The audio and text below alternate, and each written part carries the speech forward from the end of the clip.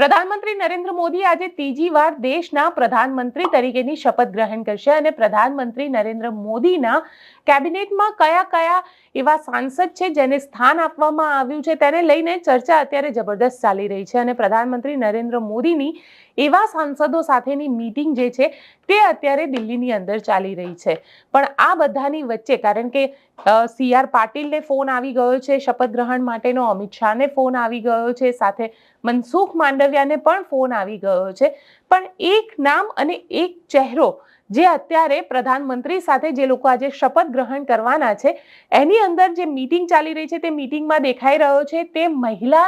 સાંસદનો ચહેરો છે। પહેલી વાર આ મહિલા સાંસદ બન્યા છે અને એ છે નીમુબેન બામણિયા, જે ભાવનગરથી આવે છે। પહેલી વાર ચૂંટણી લડ્યા, કોળી સમાજથી આવી રહ્યા છે અને તેમને હવે એવું માનવામાં આવી રહ્યું છે કે તેમને કેન્દ્રીય મંત્રીમંડળની અંદર સ્થાન મળી શકે છે। નીમુબેન બામણિયાનો રાજકીય ભૂતકાળ જોઈએ તો તેઓ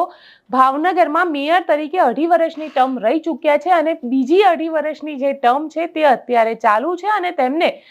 લોકસભાની ચૂંટણી લડી હતી। કોળી સમાજમાંથી આવે છે અને એવું કહેવાય છે કે કોળી સમાજના આ વર્ચસ્વની અંદર નીમુબેન બામણિયા જે છે એ પુરુષોત્તમ સોલંકીના ઘણા નજીકના સાંસદ માનવામાં આવે છે અને પુરુષોત્તમ રૂપાલા નું જે આખું કોળી સૌરાષ્ટ્રની અંદર કોળી સમાજ ઉપર જે રીતનું પ્રભુત્વ છે તેમાં નીમુબેન બામણિયા જે છે તે પુરુષોત્તમ સોલંકીની ઘણા પુરુષોત્તમ સોલંકી હોય કે હીરા સોલંકી હોય તેમના ઘણા નજીકના વ્યક્તિ તરીકે જોવામાં આવી રહ્યા છે, એટલે તેમને